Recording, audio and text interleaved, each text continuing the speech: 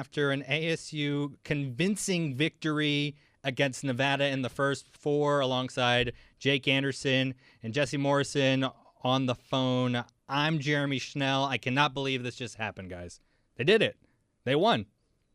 I'm not shocked that they won. I thought they were going to win this game. I'm shocked by how they won. That was the best basketball game I've ever seen this team play. Not hyperbole. Just quick stats that are just mind-boggling. 64% from the field.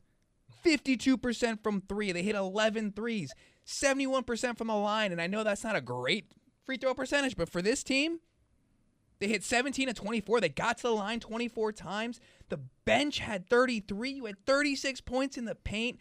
The turnover margin was not bad at all, 11-7. They literally it was like Jesse said before we turned this on, the perfect basketball game. Yeah. It was incredible. I was blown away. This was the best performance of the season. This gives me a lot of confidence that they can make a run in this tournament because this is their second really good game in 3 games. And yeah, we've seen them put together 2 good games in 3 games, but not 2 games like I've seen like this. So they might just, and for most of the U of A game, they were hanging with them last Friday. So, after this game, I'm way more encouraged that they could get to the Sweet 16 or even further now. It just was unbelievably impressive. And Jemiah Neal. Yeah. We need to talk about him. That guy was such a spark. He's been a spark all season. He's been, in my opinion, their best bench player. And boy, was he great tonight. He had the LeBron-style chase down block. I tweeted Jemiah Neal. He was. That's a good try, though, Jesse. I'm glad incredible. you tried. Yeah, I'm glad you tried on that one. We've gone too far, Jesse. We've gone too far without talking about DJ Horn going for 7 for 10 from the field, 4 for 5 from 3. He was incredible. Also, want to shout out Desmond Cambridge because he went to the line 6 times, and not only did he just go to the line 6 times, he made all 6 of his free throws that he took. Jake. How come Nevada kept fouling everyone when they shot a 3? Like, basketball 101 is A, don't foul shooters, but B, definitely don't foul a guy behind the arc. That's, again, I think so. Did Dez go to the line 2 times and make all 6 free throws? I think that's how that worked. If that's how it worked, then it's exactly what we were talking about. But you had 1, 2, 3, 4, 5 guys in double figures. Look at Frankie Collins, who had 4 fouls, who only played 13 minutes. Yeah.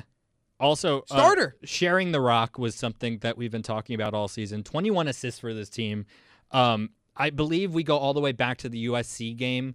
If I can remember, I think they had 7 assists, 8 assists total in that game. The one that they lost at the end, the one that they lost at the end of the season, the final game of the regular season. I believe they had 8 assists total, and today they had 21, including 6 from Desmond Cambridge Jr. and 4 from Warren Washington. Almost like they know the team that they're playing against, Jesse. Yeah, really.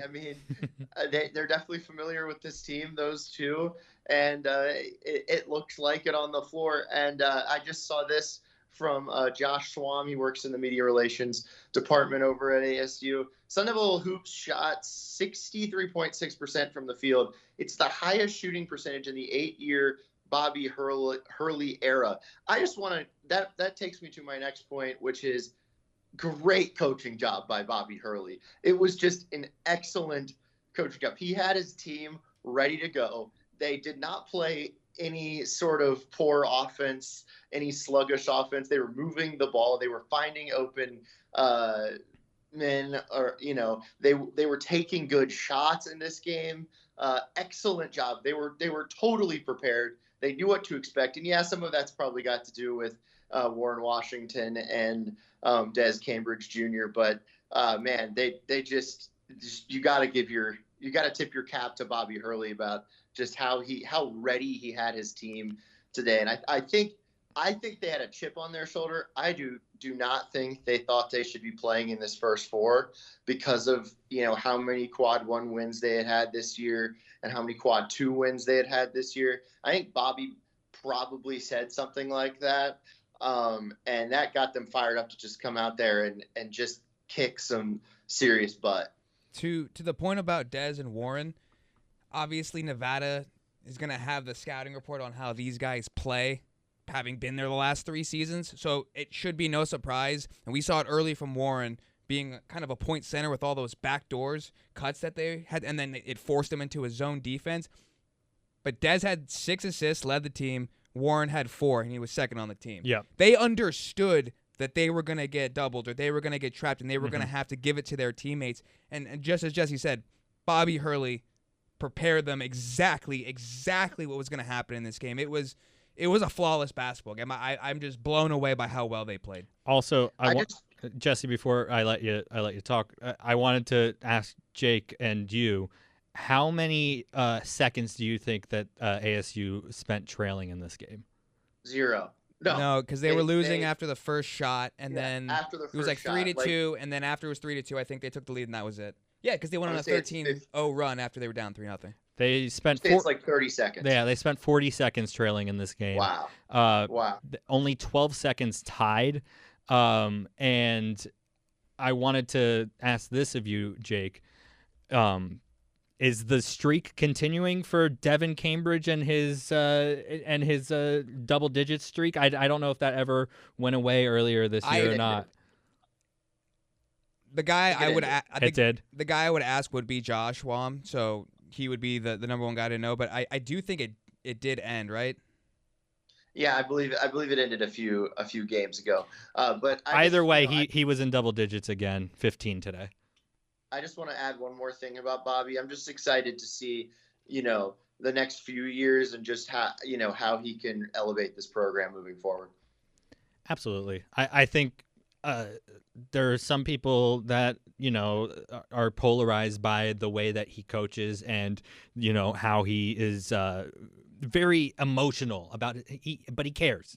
I think that's the biggest thing that you can say about Bobby Hurley. It's passion. He cares. He was a player. Yeah, and I think his players respond to that. And you saw today in the biggest moment, they showed up and they played excellent basketball, more than excellent basketball. They scored the most points that they've scored all season, and won 98-73, and are moving on to take on TCU in Denver. Jake, I think the craziest part is coming into this game, Keenan Blackshear and Jared Lucas were the 2 guys we were looking at, and they did nothing. Blackshear got in foul trouble early. Jared Lucas was more so a facilitator than a scorer. And not that he's like a dominant scorer, but like it was just the defense took out the guys that were doing. I mean, it took until 8 minutes and 30 seconds left in the first half for Nevada to hit a 2-point field goal. Right? They were 5 of 8 to start the game, and they were all threes. And it was like, yeah, this probably won't last. And they did shoot 52% from 3, which is a phenomenal mark. I mean, ASU allowed a team to shoot 48%, and they beat them by 25. Mm-hmm. Like we talked all year about how this is a defense first team that needs to get out in transition to get some easy buckets and get a lead and be able to hold on to it. And it didn't even matter. The defense played well, but it didn't matter because the offense was just so unbelievably potent. And I'm just really hoping that they can at least carry this over to TCU. And I want to know what the Horned Frogs are thinking now. Yeah.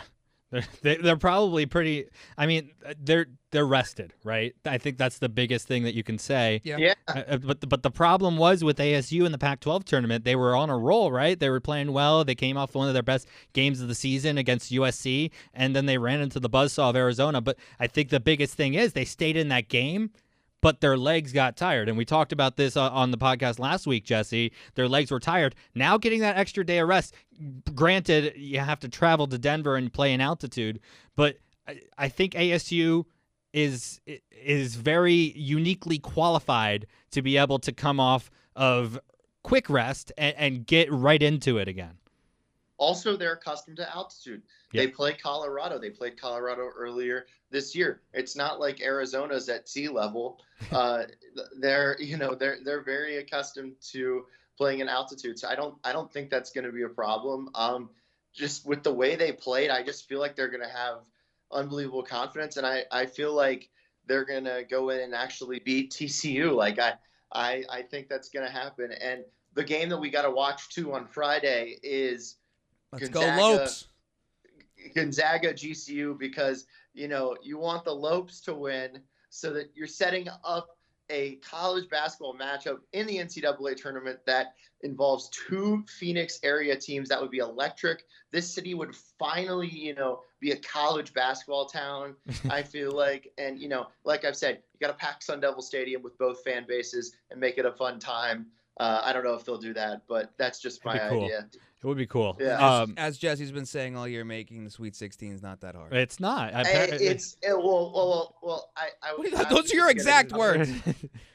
I'm going to backpedal on that. Oh, okay. Now that we're in the tournament, you're going to backpedal.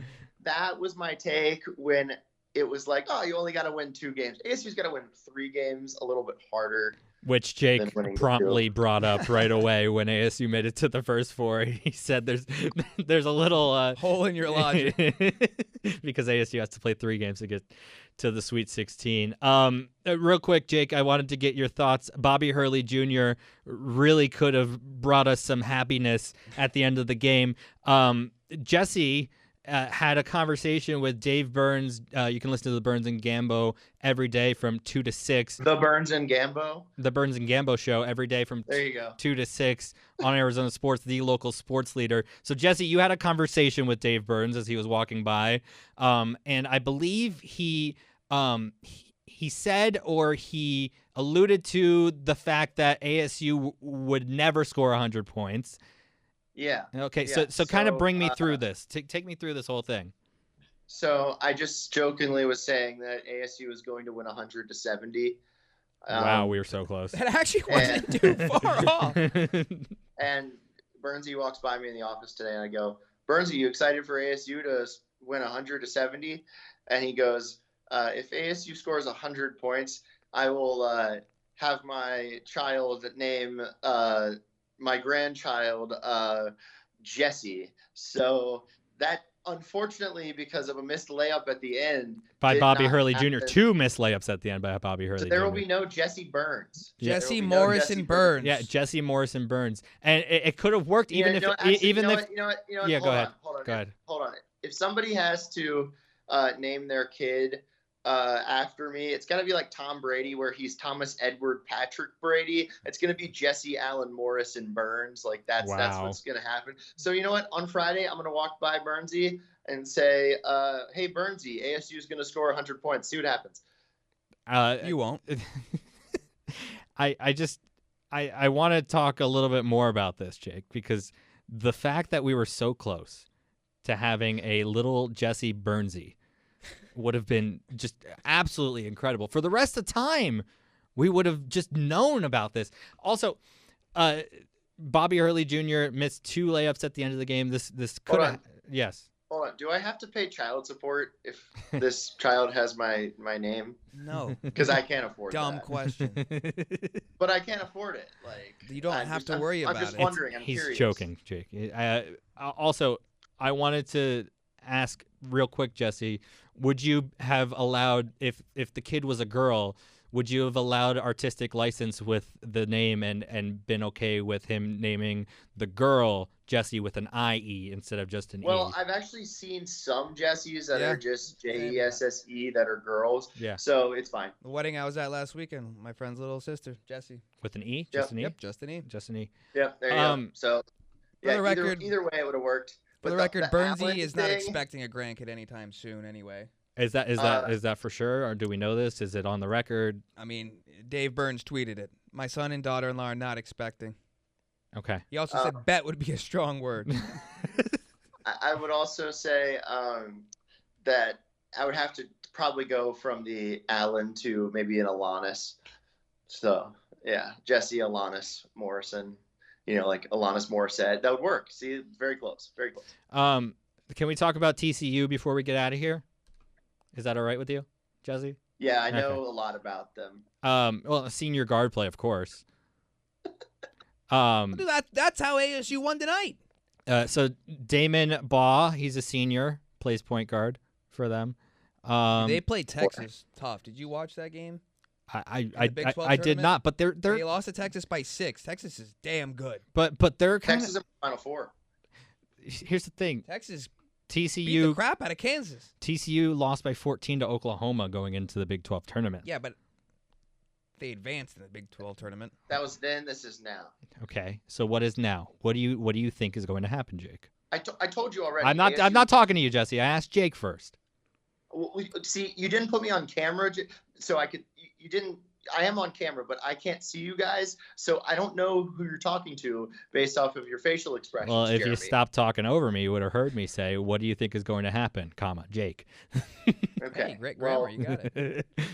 Maybe start with Jake. Jake, what do you think? What do you think is going to happen? Can you mute him? So I think because I don't think TCU would have just picked one team to start game planning for, but I think because of how this game ended up going, you're able to get that little bit of head start on your scouting reports and what you're going to start telling your guys. I mean, they've known who their opponent could be for a little bit. TCU, we were looking at the analytics of it. I think it's a 24% chance that they're giving ASU to do this upset. 6-11. I mean, it happens. This offense has to be carried over to the next game, and the defense has to basically do what it does every game. Yeah. And I've said I've equated the ASU to a baseball team to where they'll win 2 of 3, but not necessarily 3 in a row. We saw exactly that in the Pac-12 tournament. As you said, their legs started to give out when you play a third game in 3 days. They do get the 1 day off, but you are traveling from Ohio to Colorado, which is not a short flight. But you're at elevation. I think it does come down to, in the last 5 minutes, and it comes down to veteran guard play. Because as cliche as it sounds, that's how basketball is. The big man gets taken out because you can collapse on a big guy, which forces you to get the ball out, and a shot maker has to make a shot. I mean, if Dez is going to make that shot like he made from behind the freaking basket, there's no stopping him. But I don't expect the ASU to play this well. Because how can a team play that well back-to-back games? Yeah. So I think it's going to be almost what we expected in this game. I was expecting a low-scoring game. I was expecting 68-64. I was not expecting an offensive explosion like this. If they can hold TCU to 70, they got a shot. But that's gonna be what's paramount. You cannot let TCU get out in front, cannot let them get confident. And with the ASU being the underdog, remember, the crowds always love the underdogs. Yeah. So if you can get the crowd behind you, you can feed off that energy. I mean, these guys are pumped. These guys are focused, and they're older. They realize this might be the last college basketball game they ever play. So, I mean, not that TCU doesn't have that, but this matchup is going to be very interesting to me just because of how. I mean, TCU is a better basketball team, yeah. But it's not a foregone conclusion that TCU is going to advance. I wouldn't say specifically. I think they're about the same. I feel like so Jesse, let me set you up real quick. In the past month and almost a half, TCU has lost 7 games. They've only lost 12 games all season, but 7 of those 12 losses have happened in the past month and a half. But to who? Big 12 opponents who all made the tournament? No, Oklahoma State. Okay, they were a fringe. They almost made it. The first 4 out. But they also lost to Oklahoma. So, they lost to ASU lost to Washington school. Yeah. Hold on. It's the Big 12. Yeah. So, automatically it's better. Well, yeah, obviously. Because, it's the Big 12. Pac-12 it's not the conference of champions. Pac-12 continuously has great success in the NCAA tournament, but, they're just not as good as the Big 12. Here's what I'll say. Who won last year? Big 12 team. Thank you. But do you guys remember when UCLA made it to the... No, I remember who wins, though. Yeah, but do you remember when UCLA made it to the Final Four, and do you remember when Oregon State made it as an 11 seed? What's almost winning? Losing. Why do you sound like me, Jake? Jesse. I definitely don't sound like you. My point is... No, this is Jake. This is tier 1 Jesse. S tier Jesse. No, you're a troll. I'm a realist. I'm also a realist. Do it in the finals. No, you're not. Jesse. TCU started the season 17-5 and finished it 21-12. Does that run hurt them, or does it help them because they went through a tough stretch playing against a lot of tough teams?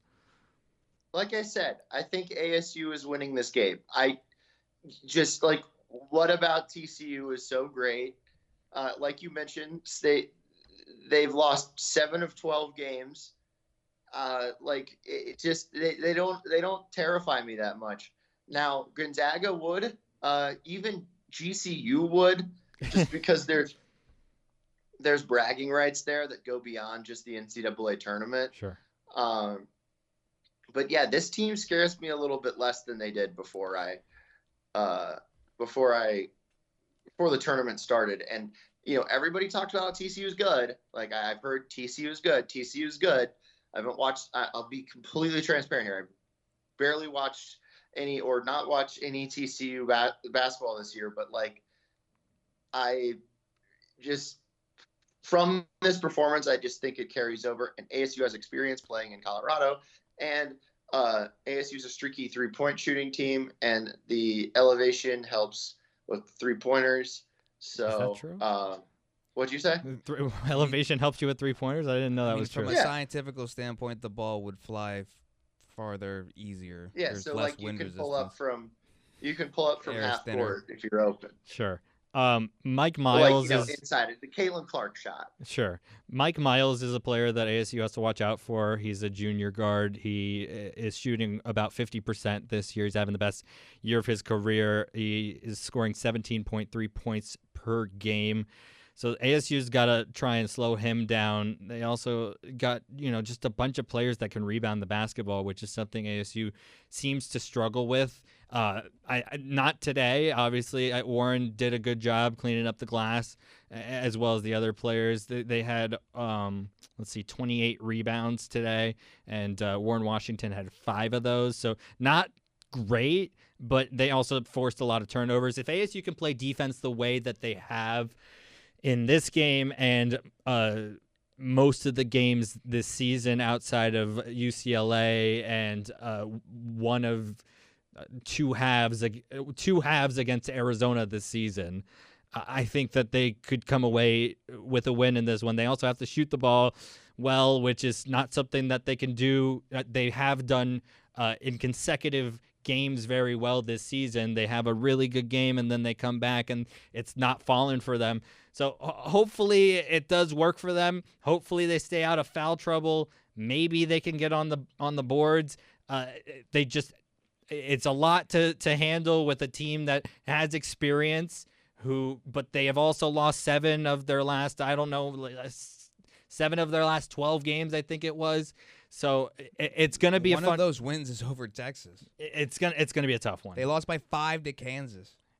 Listen, that's the point. Both teams are battle tested, and both teams have played tournament teams within their own conference to end the year. Yeah. So they're battle tested. They're ready to go. Like it could be another coin flip matchup. And I expect it to be a low scoring game. To reset real quick, Jesse, ASU shot 63%, almost 64% from the field in this one. They won against Nevada 98-73 in the first 4. Shot 11 for 21 from 3. That's 52%. And they ballooned out to an early 29-point lead in the first half, I believe, Jake. And 30-plus to start the second half. Correct. TJ Horn's hitting threes left and right. And they won this one 98-73. Jesse, final thoughts. I know you said that ASU is going to win. How does it go, though? I think it's going to be a medium scoring game. So, 60s, 70s, and ASU wins by 5 to 10 points. And then my other final thought is just FYI to the audience that Jeremy knows just as much about TCU as I do. He's just reading the team page on ESPN.com. What a guy. Thanks for calling me out. Jake, what do you think is going to happen in this round of 64 matchup on Friday at 7:05? You can listen to it on the Arizona Sports app and 98.7. It's a game to where I'm just looking at each game that they've played, TCU, sure. And I'm looking at their 3-point percentage. In the games they win, they're over 40. In the games they lose, they're under 40. And we kind of know, 50, 40, 90 is kind of the barometer of good or not good. And I think it might be that simple. If they can close out on the perimeter and not foul 3-point shooters like Nevada. like Nevada. If you can force TCU to be under 40% from deep, hopefully they can only shoot 40-45% at the most. You definitely don't want them to get in the 50. Keep them off the line. Just do all these little things that add up and stack up, and you might not win by 25, but as long as you win by 1, that's all that matters. Can't turn the ball over. Like, you just gotta. Their offense isn't good enough to consistently overcome any of those flaws. Like tonight, if their offense played like that, it doesn't matter how badly they would play on defense. Right. But if they can do all the little things, which we've seen them do all year, and it's always kind of been the Achilles heel, is the offense isn't always consistent, they got a shot, man. Right? And you will worry about Gonzaga or GCU later. It doesn't matter. Like Sunday is a whole nother issue. Focus on Friday first. Yeah, and keep shooting threes, ASU. We've seen that if they shoot threes and they shoot it well, they win games. And it's 3 points is more than 2, right, Jesse? We've been saying this for years. 3 points is more than 2. Math checks out. If you want to win basketball games in this day and age, you're gonna have to shoot threes and shoot it well. 3-pointers are also good defense. Like in a Mike D'Antoni sense 3 and D. If you're in a Mike D'Antoni sense of the defensive philosophy is to score more points than the other team. I mean, ASU obviously doesn't have that philosophy. They play really good defense, but TCU beat Kansas on the road by 23. It was early in the year. It was January 21st. Things change. ASU, listen, ASU beat UCLA's lost 1 game since January. ASU beat Creighton by 20 points or something. Yeah, that was literally in 2022. I'm looking at 2023. Things happen. Teams, but I'm telling you that the confidence may be shot at this point for TCU. What are they going to be not confident about? Because they've lost 7 of their last 13 or whatever the heck the number is. It's not like ASU came into this thing on fire. I mean, it was the U of A win, which gave them. If Des doesn't hit that 3-4 scored shot, they're not even in the tournament. Sure, but no, they don't. Sure, it's for sure not, because it's a quad 1 win out the door. Right, but TCU is 8 quad 1 wins, which is 1 more than ASU. ASU has that USC game to look back at and say, we can play that well. We can make those threes. We can play defense like that, and we can play toe-to-toe with teams like this. They also have tonight's game. Yes, but right. But I'm saying teams that are as good or on the same level as TCU. And my point with ASU is we know what they can do, but will they do it? And there are going to be games where you're off. There's going to be games where you have players off. What happens if you get in foul trouble? And what is TCU going to learn from tonight? Who are they going to go after defensively? Right. Like, it's going to be a mind game. It's going to be a chess match as well. And bench points as well. I mean, that was huge tonight. 33 bench points. Jemiah Neal has to continue to play at this level, right? Like, I have one more thing to say. Austin Nunez might be back. Yeah, and maybe. I have one more thing to say about this as well. Luther! Well. Is that his first game in double digits this year? It might be. I think he scored one other, but like he made that little like 2-pointer mid-range shot that he always misses. Good job, Luther. Good on Luther. Way to step up in the biggest moment. Good on Luther. ASU, if they're going to be in foul trouble like Frankie Collins was today, they need to get their guards off the bench to play like they did today. And they absolutely came and showed up today. Gaffney made a 3 as well. I'm stalling so I can look up and see if Luther had a game this year where he did. I think I covered it. I think it was my story that Luther Muhammad leads ASU to a victory. Oh, they lost to Oregon and he had 12 points, and then he had 13 against Michigan. He only had 8 against Texas Southern, and those were his and 9 against Wazoo. So those were his biggest outbursts of the season. But yeah, besides tonight, where he had 12. Good on Luther. Happy to see him. Luther. Happy to see him contributing and playing well off the bench. It's good for his confidence, and ASU needs him to play well if they want to continue to move on in this tournament. I'll share my prediction, then we'll get out of here. I think ASU ekes out a victory against TCU. But I'm going to say the same thing that I said about this game, even though I was wrong. I think they'll be down at half, and they'll have to make some adjustments at halftime. I know I was wrong about that today, but I see that happening in this game against What's your deal with TCU. them being down at halftime and having to make adjustments? Superstition. I said that for this game. Maybe if I say that again for next game. All right. Got it. Okay, good. Yeah. Good. Good. You good with that, Jesse? Yeah, can we go? I got to see if my mom's still awake so I can help her with the ESPN bracket system thing. All right. Well, that's going to do it for State of the Sun Devils. Thank you so much for listening. You can follow us on Twitter at AZ Sports Devils. You can read Jake's game recap on ArizonaSports.com. ASU wins a big one here in the first four, 98-73 over Nevada. Their biggest scoring outbreak of the season. They now move on to play Friday against TCU at 7:05. That's can be heard on the Arizona Sports app and on 98.7. For Jake Anderson and Jesse Morrison. Jeremy, hold on. What? Hold on. When what? do the Lopes play? When do the Lopes play? I don't know. It would also be Friday. Yeah, probably. Yeah, but what time on Friday? I want to know. Can we talk about this probably like tomorrow? I think there's this thing called Google. Yeah. Probably tell you. Yeah. Yeah, but like it takes me away from my camera, and I don't want to. What do time that. to the low? I was doing so well. 4:35 p.m. There you go. I was doing so well on the outro. Right before ASU plays. For Jake Anderson and Jesse Morrison, I'm Jeremy Schnell. We'll talk to you hopefully, Friday after the game. Yeah. Just mute Jesse.